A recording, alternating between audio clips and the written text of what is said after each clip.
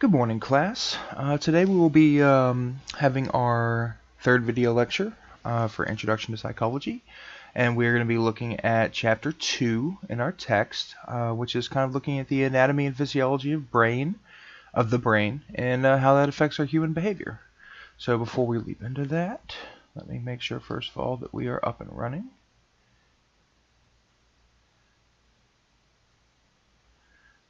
Which we are. Sorry about that. I guess I should also take a moment to remind everyone that we need to be sure that we are getting into our weekly quizzes, getting into our weekly assignments, our weekly discussion boards. There were some questions this past week about where we post in the discussion board. I create a thread every single week with our topic at hand, so I want you guys to be posting in that thread. I do not want you to create your own threads. I don't want you to go to a different forum, like where we ask questions about the class and post threads in there. Instead, I kind of want it all to be condensed, the weekly discussion, into one single thread. And they are numbered by weeks, so that there should be no confusion. But make sure we're getting on top of that, and that we are also getting all of our other responsibilities for the class done in a timely manner. We had pretty good participation for that first week of quizzes and assignments, so I hope that continues. They are up till Sunday at midnight, and so you do have plenty of time to get everything done. Hopefully we aren't all waiting to the last minute. So otherwise, we're just kind of falling into a normal routine with the lecture, the reading, and then the work for class. And I hope you guys are getting familiarized with all of that. So, before we leap into a discussion kind of on, if you guys have already read the chapter, you'll see that's a pretty technical and anatomy and physiology discussion, talking a lot about the nuts and bolts of what's going on in the brain. But before we do that, I want to kind of talk a little bit about the history of consciousness, because it's definitely an interesting evolutionary history when we look not only at how scientists might perceive consciousness to have developed, psychology, not as a field of study, but as a psychological reality, that we have this personality that we are discussing, that we are interacting with, that is a part of who we are.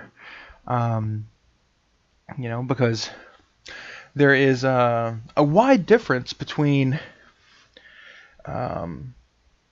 objects in this world, like trees, fungi, or even simple animals that seem basically just like reactionary to everything around them, without the ability to comprehend, without the ability to think. And then the far end of the spectrum, opposite of that, we have humans. And we are, in many ways, holistically different from most of the other animals in this world, the other living creatures in this world. How different we might be is obviously something that is up for debate. Because, we see a lot of the things that has historically been what made humans special. Like we might have had someone say that it's speech, the ability to have language, that makes humans truly special. Our ability to communicate with each other. Thomas Mann famously wrote that speech is civilization itself. Kind of implying that without the ability to speak, we would not have our civilization. But we also see that other animals kind of communicate with one another. Whether it's the gorillas that learn sign language, or just the crows, experiment with crows who warn other crows of danger. There seems to be some ability of animals within the animal kingdom to communicate with one another. So maybe speech isn't the one thing that makes humans different. And it's hard to say that something like emotions, because we see elephants not only displaying like a sense of art, because there are elephants that are artists, that we've seen them try to create visual representations. But then we also see that elephants grieve after one another, so there's a significant semblance of loss that can take place between the other creatures within the animal kingdom. But perhaps what does make humans different is that we do so many of these things, not just a bit here, a bit there, a little bit of emotion, a little bit of communication, but we do so many of these things so intensely. And that's what makes the human slightly different. Not to say that other animals can't feel, can't think, can't rationalize, can't use tools, because we've seen numerous apes be able to use tools. I even saw like a bird the other day that was picking up a rock to smash an egg to get in an egg. Obviously, it wasn't one of its own eggs; it was another egg, but it was going to eat the egg. But it couldn't peck through the shell, so it grabbed a rock and just starts bashing it with the rock.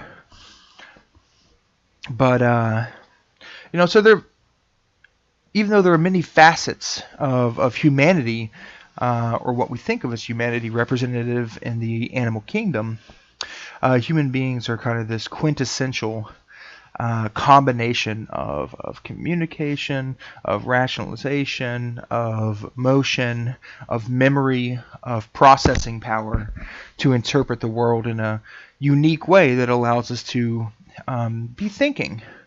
The difference between if we look at the old Linnaeus classification systems, Homo sapien means wise man or wise thing, and because we are thinking creatures, we are the ones that are upright and use our brain in a different way that we have seen in the rest of the world. But I also want to talk a little bit about some of these conceptualizations of not only what that means, but how that change came about. Because this has been a topic that kind of has fascinated us as a human species for millennia. We go back to the early Greek societies with people like Aristotle, and for him it was in his work De Anima, as these statues were being given life by the gods, and that's oftentimes an early representation of what humanity is coming from. It's these creatures that are being imbued with a sort of divine spirit, and that's what makes a human a human. The fact that we are being imbued with divinity, which is also very, very closely in line with Augustine, Saint Augustine from the Catholic Church, and his thoughts on this sort of Manichaean duality, which is this idea that there is a body and there is a spirit. And this kind of all stems from Gnostic thought from early Greek history as well, but that our body is a sort of like molding of flesh that is in some ways cursed, and it's the spirit, the mind, this sort of rational entity, this rational being that is trapped inside the body, that actually makes us human. And so both of these kind of Western ideas, and this is also kind of in line with this Jewish idea of the homunculus, or the golem, which is this early myth that you could create a human facsimile, but it wouldn't have that spark of divinity, which is the thing that makes it a man. And so to strip a spirit from something is to make it no more than a golem. Sort of like flesh monster. So all these things are kind of like cycling over because they're trying to separate what makes us human from the body of what makes us human. If that makes any sense. So we have this physical, corporeal entity, but that's not human in most of these early philosophies, early metaphysical belief systems. What makes us human is the sort of divine spark, the spirit of man. And that spirit is a representation for someone like Descartes of rationality. Um, and it's not necessarily just the mind or just the body, but it's this spirit of rationality that makes a human in this Cartesian mindset. And this kind of all still works its way into something like Freud, because for Freud, the consciousness is the war between the cravings of flesh and the superego, which is the external pressures of society, of life, of living. And so consciousness is this sort of tortured middle ground between body and mind, body and mind. The mind knows, the superego knows that there's ways to be, and the body is, the id is constantly, pushing you to act against those, to act in a carnal, primeval sort of way. But as we hopefully have gotten from our chapter, this sort of dichotomy that we want to continually draw between the body and between the mind is a tenuous one. It's a very tenuous one, because the physicality of the body and the physicality of the brain in particular is something that profoundly affects us.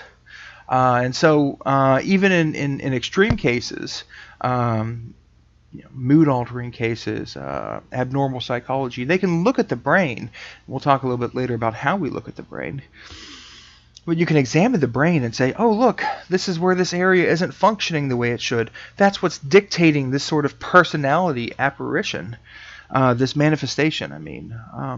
And so, what we're going to be spending a little bit of time in this chapter doing is kind of unpacking the materiality, the physicality of what makes our personality. Where does our sense of the world come from? Our touch, our taste, our memory. These are not indelible, inscrutable portions of the soul, but instead they're hardwired coding within our brain. And not all brains function equally, and not all brains function identically. And so what we have is this sort of bodily presence that in many ways affects who we are as a person. And this is very, very different. This is radically different. The 20th century and the sort of reconceptualization of the brain and the reconceptualization of this materiality of humanity has been a drastic departure from everything that came before it. Because if there was a principle to be kind of like drawn out, it's that the matter of the brain is important. The matter itself defines who you are in so many ways. And this is very oppositional to 5,000 years of human religion, mythology, and philosophy. Something that kind of argues against all of that. But before we kind of, I guess, leap back into that, I do want to cover some of the major points that are discussed in our chapter about the kind of the anatomy of the brain and what is going on, because these are the sorts of things that we need to, at least at some level, be conversant in. So if you ever hear someone say, "Oh no, this is something that's affecting the central nervous system," your mind should be familiar with the idea that damage to the central nervous system is damage that's affecting the brain and the spinal cord. The sort of thing that comprises the most essential parts of our brain and our mind, and what sends out all the sort of electrical impulses to regulate the heart, regulate the lungs, regulate digestion, regulate emotion, everything else. The central nervous system is the big kabooey. It's everything. It is the main highway of electrical energy that's being shot around back and forth relaying all sorts of information, both from the body, from our external world, and then sending all the signals from the brain back to the rest of the body. And the way it does that is through the peripheral nervous system. And this is the many nerves in the body that carry information back to the brain and the spinal cord, and then out to each other as well. So, when we're thinking about the two major systems, so to speak, of the human body, we have the central nervous system and then the peripheral nervous system. The central nervous system is the main fiber. It is the interstate. It is the interstate that runs throughout the core of your body. And then we have the peripheral nervous system, and this is all the little roads, the exits, the numerous exits that send that information, that electricity, back and forth from the central nervous system to the rest of the whole body. Now, within that peripheral nervous system as well, we do have two secondary systems, one of which we call the somatic nervous system. Soma is a word that means body. So, we have the somatic nervous system, the voluntary aspect of the nervous system that controls muscle movement, as well as many other things. But when we say somatic, we mean in control. The type of things, we want to take a step forward. Impulses get shot back and forth from the brain to the leg, causing muscle constriction, and then movement, and then also causing other muscles to relax to allow the leg to move. But it's things that we have a certain amount of control over. Just talking would be kind of an act of the somatic nervous system. It's something that's controlling, willfully controlling in a voluntary way.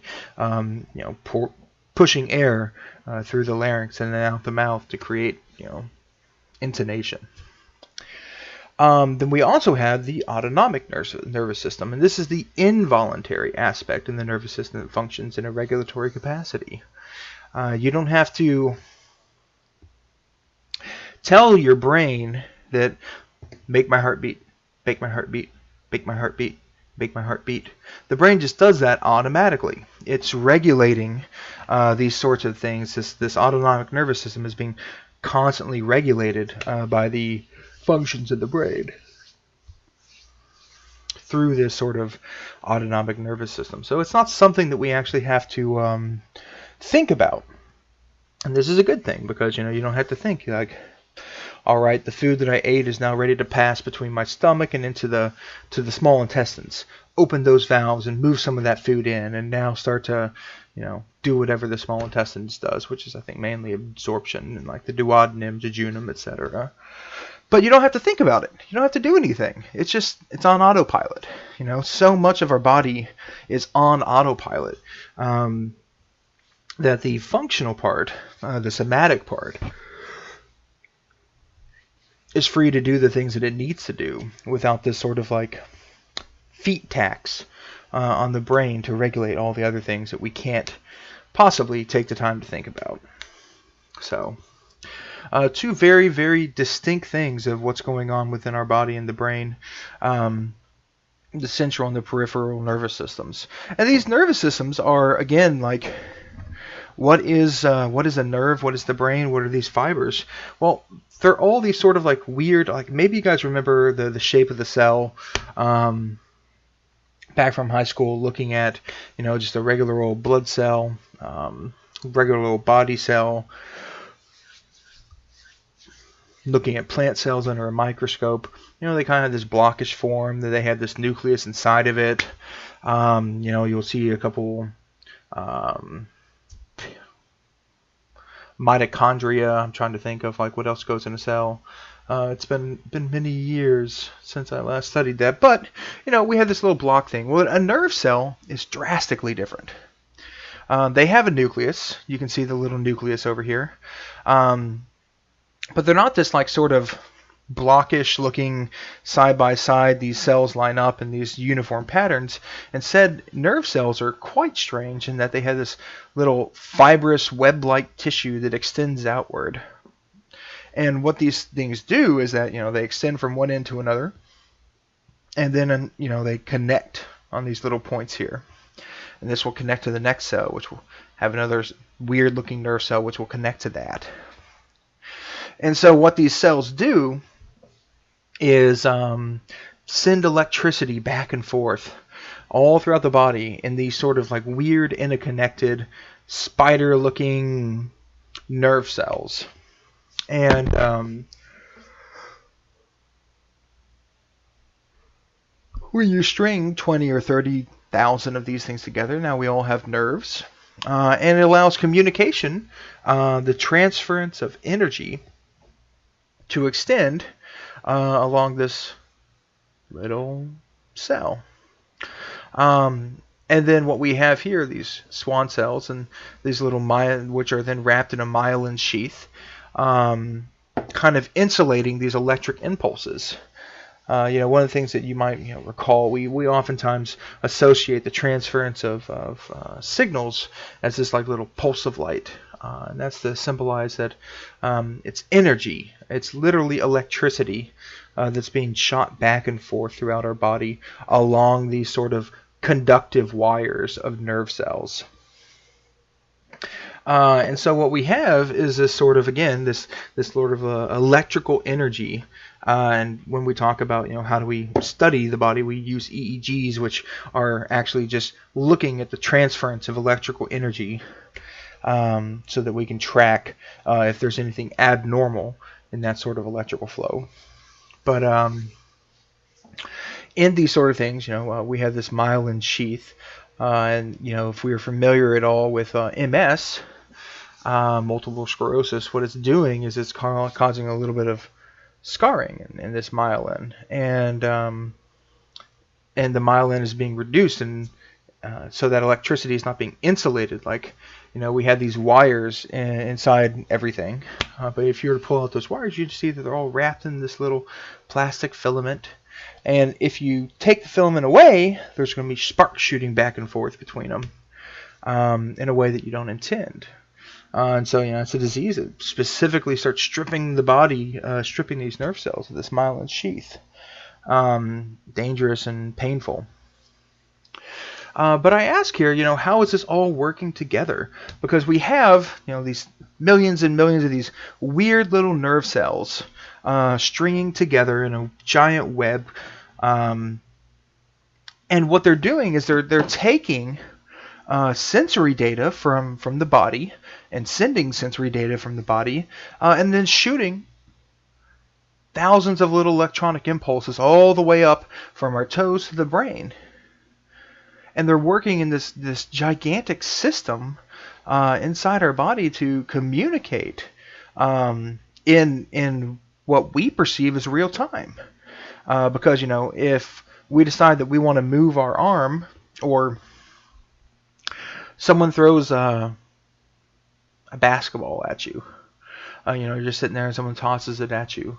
Well, first of all, like in your eyes, you see this basketball coming to you, and say they throw it really hard, and it's going to happen. It's going to coming right for your face.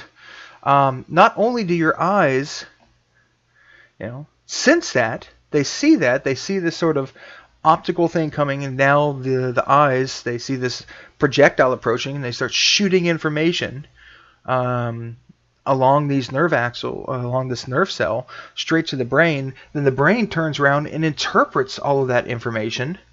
And then what does the brain do? It says, okay, well, we need to lift our right arm and catch it. And so it sends out down the central nervous system, all the way down the central nervous system, through the spinal cord, out to your arm, and causes those muscles to constrict so that you lift up your arm and you catch the ball. And so we have like this crazy flow of electricity and information shooting back and forth through our body, all from the sensory aspect of it to the raising of the arm, taking place virtually instantaneously as far as we are cognizant. And And that's all that's taking place. It's like crazy when you think about the layers of complexity between the functioning of the nerve cells and the interpretive capacity of the brain and the sort of generated response. I mean, it's not like the eye signals to the hand, move. Even that would be pretty impressive. The fact that it can happen so quickly that, we don't get hit in the face all the time.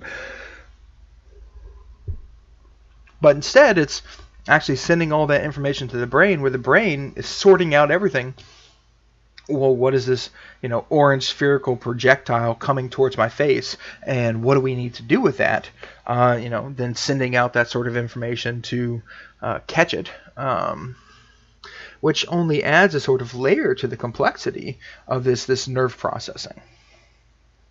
So, when we think about everything that's working together in a sort of strange concert, there is a lot going on at every moment, at every step within the brain and within our body itself.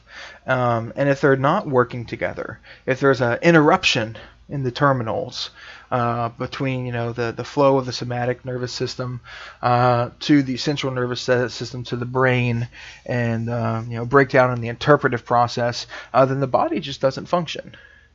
And when you think about how much is taking place simultaneously, because you got to think too, while it's also sending all that communication about the ball coming in and lifting up the arm, it's also sending out tons of information saying heartbeat, heartbeat, heartbeat, breathe, breathe, breathe, and regulating hormones and regulating mood, regulating body temperature.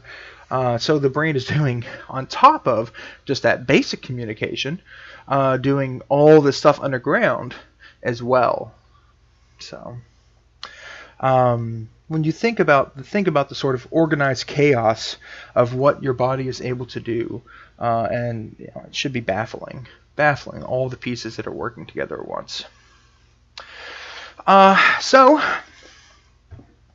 when we're thinking about the brain, another thing that we need to think about too, before we start talking about the sections of the brain, etc., etc., the book brings this concept up. It's a very important concept of what we call neuroplasticity. Neuroplasticity. Because when we think about nerve cells, we think about brain cells, we think about, how everything is working together at a cellular level.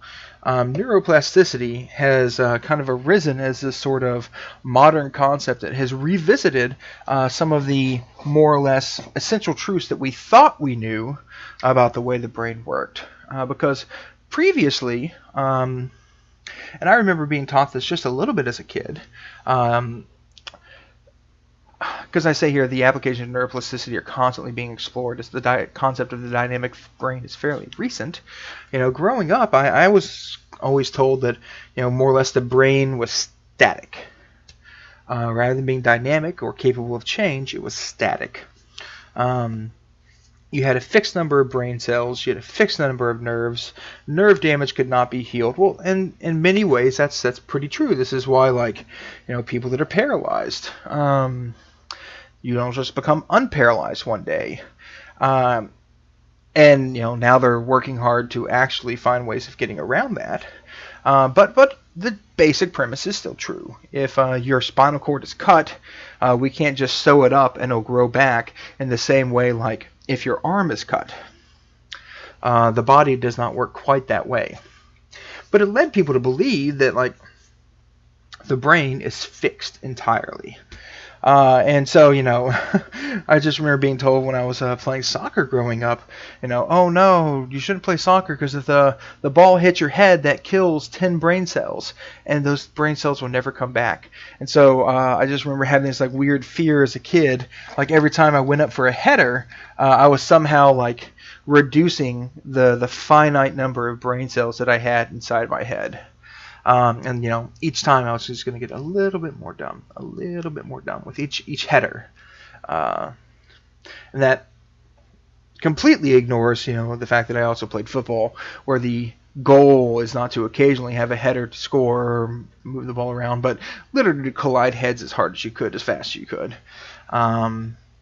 But traumatic brain injuries aside, which is, I think, something the book opens up with, because that's also a very, very important conversation that's taking place today about like the ethics of sports that might cause hidden and long-term damage to our athletes. And it kind of goes back to this whole point of plasticity and neuroplasticity. But no, the brain is malleable. The way we use our brain is malleable, and the sort of things that we do to it will change and improve, or perhaps damage the way it functions. So the word plasticity, for those that aren't familiar, plasticity in its own just means that it's able to be molded or shaped easily, like plastic. Most times we may think of plastic as something that's pretty hard, firm, but that's only because we've allowed it to dry and cool. But plastic in itself is actually a pretty flexible, malleable, shapeable material. And so we're able to take the reason plastic is so well used for bottles or anything else is because we are able to make a molding and then put plastic in it and then let it to take any shape that we want. Neuroplasticity, in a similar vein, is talking about the terraformation of the mind in response to use and reuse. And what this means is that our minds are not these static things. The brain is not static in such a way that, like, you learn a piece of information and it's there forever. That memory, that little bit of knowledge, that nugget, that collection of cells and energy transference that forms a memory is now eternal. Instead, it's neuroplastic. It's something that can be reshaped and used and reused, and in such a way that, like, what we've discovered is that when we're looking at brain functions, if we continually use the information that we're learning, we reinforce those sort of neural synapses or neural connections between ideas and thoughts and memory, so that those things become stronger and more firmly embedded in the brain and harder to remove, whereas other bits of information, other things that we don't use, eventually will get overwritten. And so this brain is this sort of like constantly evolving, constantly self-correcting organ that is willing to overwrite, like most of us may not have used that pre-calculus trig stuff very much from high school. So enough time goes by, enough energy goes by, enough new information comes by, and the brain starts to overwrite that little bit of information. And this is kind of how, like, memory is a great example of this. We don't remember all the details of something that happened 3 years ago. But if there's something that we replayed over and over and over in our mind, it becomes fixed. It gets stronger with every iteration. That memory gets harder to forget by constantly bringing it back up. And so this is all the byproduct of this sort of neuroplasticity of the brain, is that we are able to shape and mold our brain into ways that efficiently store the information that's constantly being used and discard the information that's constantly not being used. And this is why it's so, like, important and difficult to develop habits.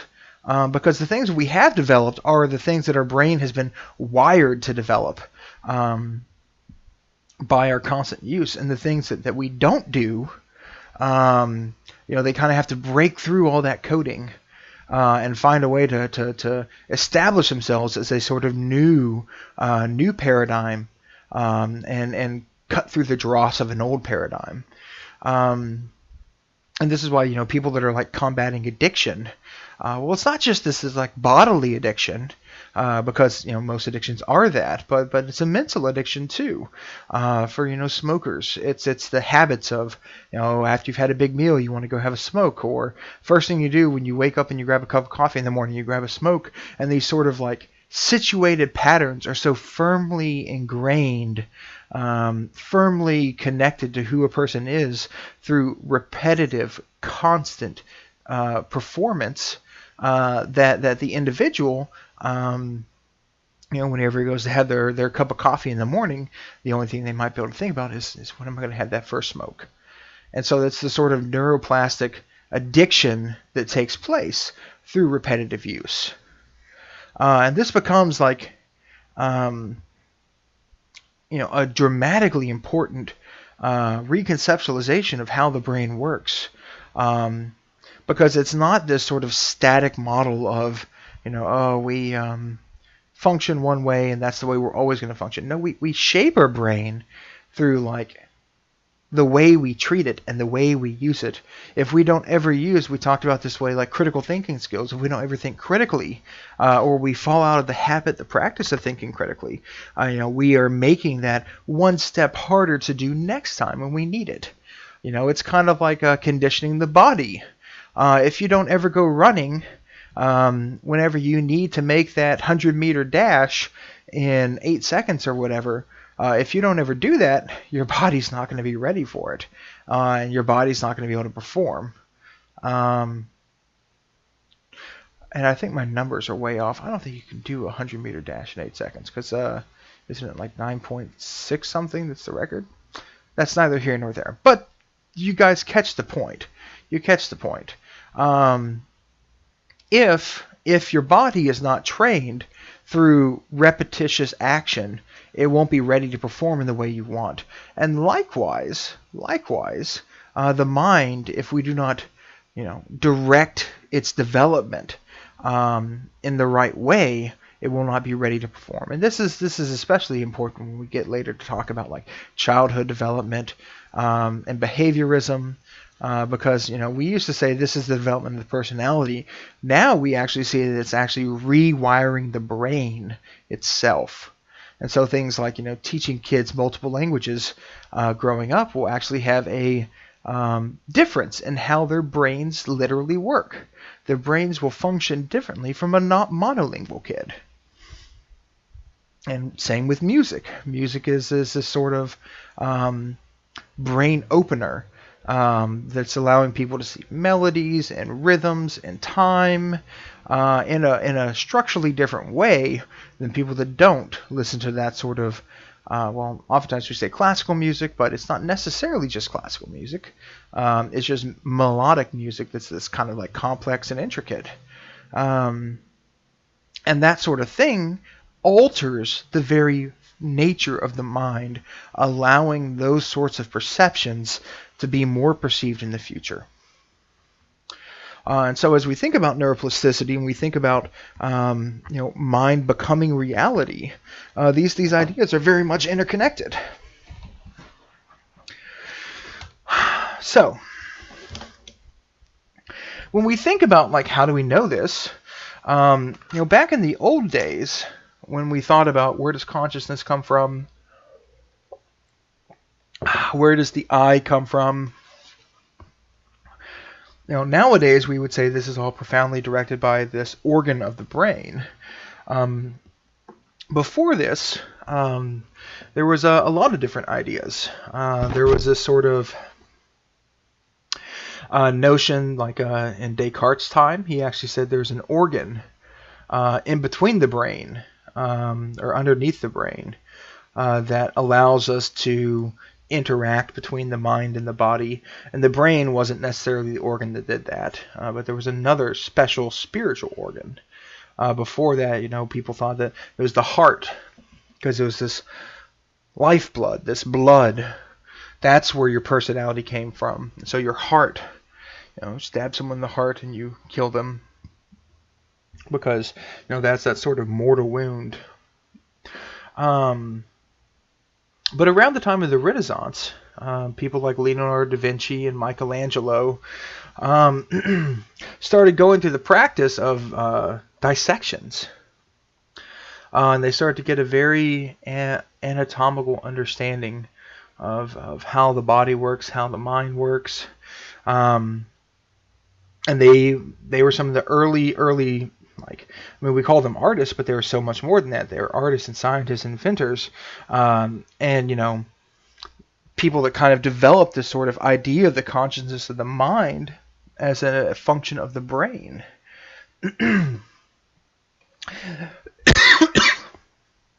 Excuse me. And this thing is actually evident, and this is something that wasn't caught for hundreds and hundreds of years, but this is Michelangelo's, here's their Sistine Chapel, very famous painting on the roof of the chapel.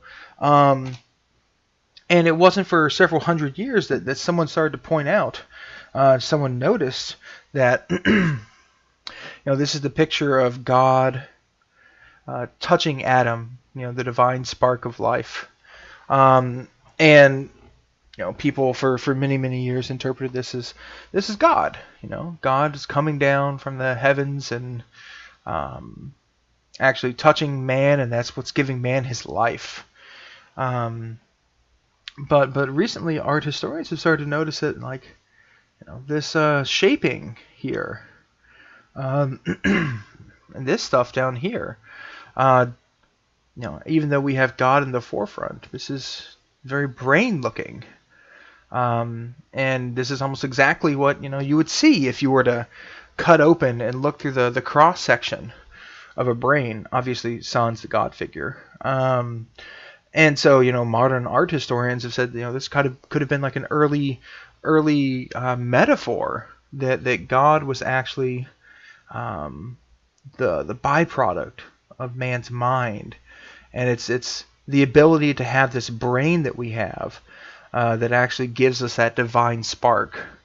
Not that it comes from a sort of supernatural deity, or like in Descartes' mind, this sort of spiritual organ. But the uniqueness, the spirit, the soul of man comes from the brain. But that's in my opinion a pretty cool aside. But today we have things like CT scans and MRIs and EEGs and PET scans. We have fMRIs. And we have all these different tools today to see, like, map the electricity of the brain, the activity of the brain. We can scan the material of the brain to look for soft spots. So today we have a whole variety of technology that allows us to test and observe how the brain is working, and not only look at the composition of it, but look at actually like the internal workings of it as it's functioning. And that's really been one of the big things with like the PET scans and the fMRIs, where they're able to chart current electrical path work within the brain. Because this is one of the things that we'll be talking about when we talk about what we've learned about the brain. We would say, okay, well, this is the language center of the brain. Well, how do you know that's the language center? Well, because when we ask people to, pick something up and feel it, it lights up one part of the brain. And then describe it. Now you have to use language. Another part of the brain comes alive. So one of the couple of things that we've learned about the brain so far, we're going to cover this. First thing that our book mentions, and I think this is a very worthwhile thing, that we only use 10% of the brain. I know some of us have probably heard this before, but this is one of those patently false myths, and our book is quick to point this out. Something like Limitless was a movie, but it's not the first time that's been said or heard. But we've oftentimes been, I don't want to say conned because they're stories, we've been told that human beings only use 10% of their brain at any given moment. And that's one of those things that's just like entirely false. Even when we're sleeping, when we're not using our brain at all in the way we think of it, the brain is constantly working, processing information and doing things with that information, usually filing and reconciling and storing away. And that's as much of a task for the brain as is the conscious moments as well. So don't ever think that if you hear someone say, "Yeah, man, we only use 10% of our brain," that person doesn't know what they're talking about, because there is no science that supports that. There is no medicine that supports that. There is only the essential what amounted to like a BuzzFeed article or a Facebook post where someone said that and it caught on like a bad meme. But other things, we've oftentimes said that, oh, the size of your brain determines how smart you are. Again, not true. Again, not true. Albert Einstein, one of the smartest people that ever lived, had a moderately sized brain, a little bit on the undersized even.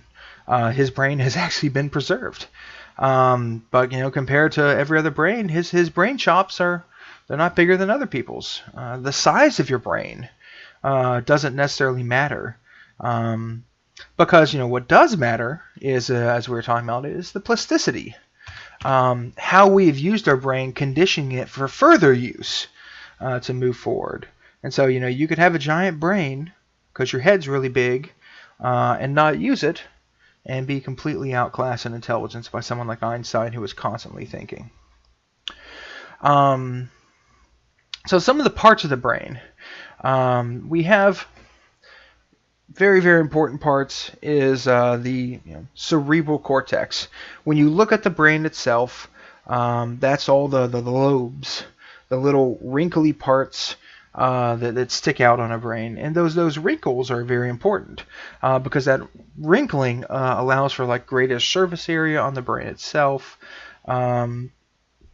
And it's actually, I believe, thought that the more wrinkled it is, the better off you are, because those wrinklings are adding a sort of dynamic interface between the brain. And between the cerebral cortex, we have what's called the corpus callosum, which is, our brain works in two different hemispheres. Some are responsible for one part, others are responsible for other parts. I know our textbook talks about this at the end of the chapter with the left-handedness, right-handedness, and basically the right hand is governed by the left side of the brain and vice versa, and the left side of the brain is where we have speech, but the right side of the brain has facial recognition and creativity and art, and the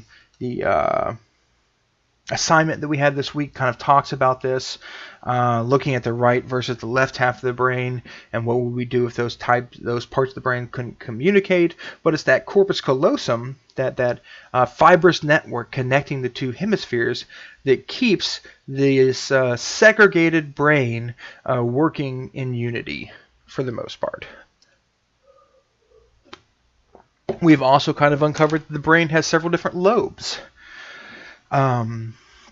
Where the frontal lobe will govern mental abilities and our sense of self. The parietal lobes will govern physical perceptions like touch and pressure and heat. The occipital lobe will govern vision. The temporal lobe will govern hearing and language. And then we have the cerebellum, which will govern memory and coordination, posture, and skills. So we have a cerebrum, we have a cerebellum. And the cerebellum also is where we find the lower brainstem that actually connects basically all those autonomic nervous systems. So you have to think about it in this way. The majority of our brain is the cerebrum. A little bit of our brain is the cerebellum. The cerebellum is what controls the fact that we stay alive. The heartbeat. The hormones and endocrine systems and regulatory system, blood pressure, breathing, etc., etc., etc. Controls so many things about not dying. But it's a very small part of our brain. It's a very small part of our brain, especially compared to the cerebrum. 90% of our brain is cerebrum, 10% is cerebellum. I may be slightly off on that number, so look it up. But the majority of our brain is cerebrum, and that's what goes into the creation of the consciousness, the creation of memories, the creation of sensory information. And so comparatively, very little actually goes into regulation and function. The majority of what we think of as our brain is working overtime to develop a personality for the thing that's actually living. And that's a kind of cool concept. A couple other important things. The pituitary gland is the master organ for the endocrine system, which kind of regulates all, or not all, but many of the hormones that we actually use on a regular basis. So the pituitary gland inside the brain is very, very important. We also have the medulla oblongata, which not only was a joke in the movie Waterboy, but also it's what keeps our heart and lungs as a part of the cerebellum working. We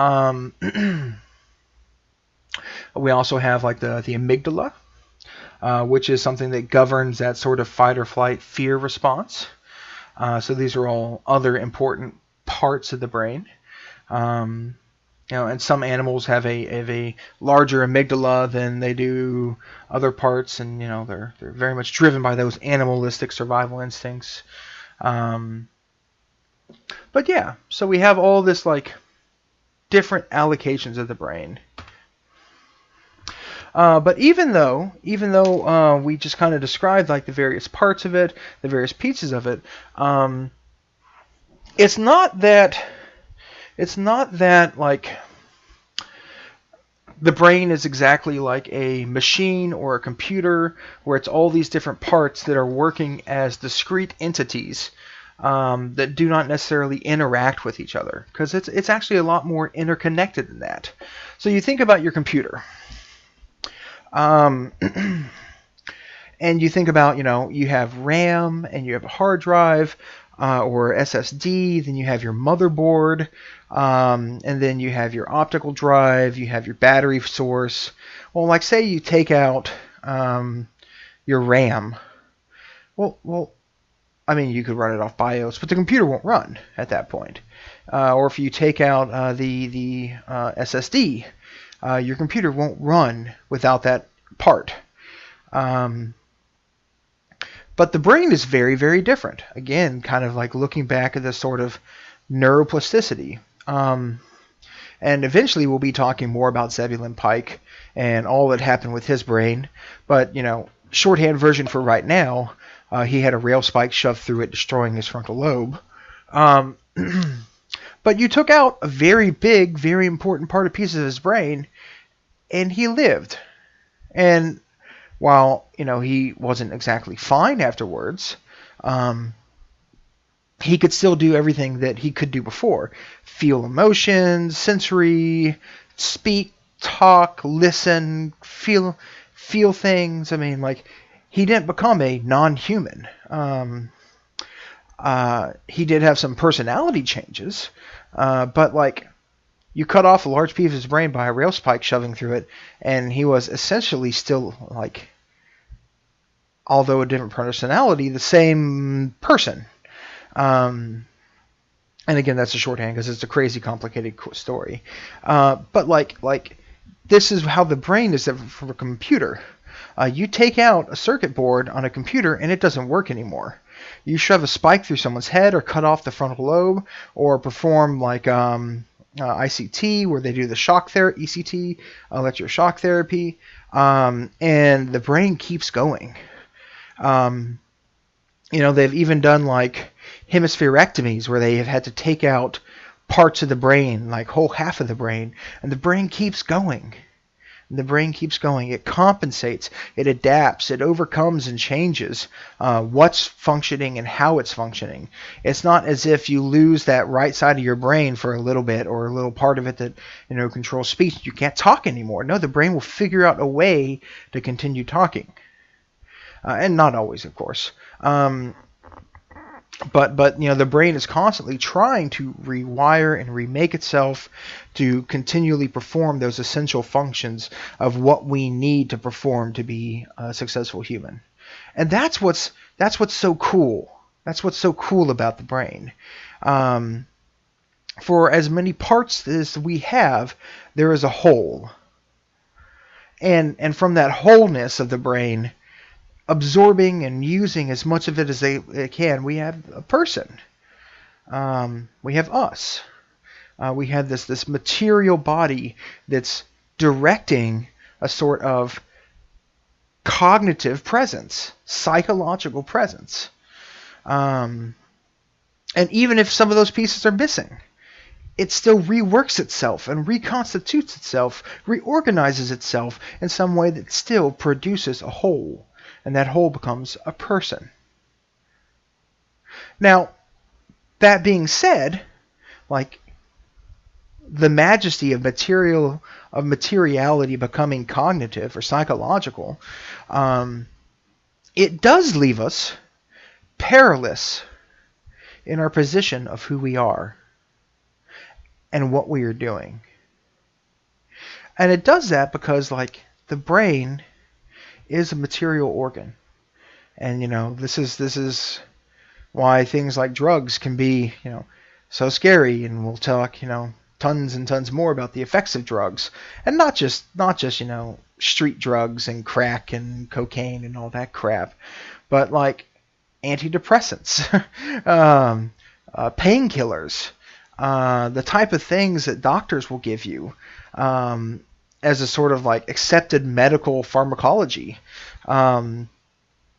They affect who you are as a person as they're radically affecting your brain. Because you go take a bunch of, whether it's you're taking a bunch of heroin or Oxycontin or Vicodin. Heroin might be more addictive in its raw form, but not really. And they're all still like mood-altering, life-altering, highly addictive substances. Heroin's just a little bit more uncapped on the intensity of that initial stuff. The whole chasing of the dragon. But it's still something that's fundamentally altering you as a person. Because it's changing the way your brain is interpreting and receiving signals. Because it's changing that very physical, material aspect of what makes the brain work in the way it's working right now. And as we alter that, we start to, I don't want to say jeopardize, because I don't want to be like, oh, all drugs are bad, because that's not where I'm going here. I'm just saying it's something to be cognizant of everything that we're doing to our body is also affecting our brain, which is also affecting who we are as a person. So I'm going to leave you with that. A sort of weird, grim augury over the limitations of this physical form that we carry. But make sure we stay on top of our work for the week. And I hope you guys have a great week. And feel free to contact me with any questions. Have a good one.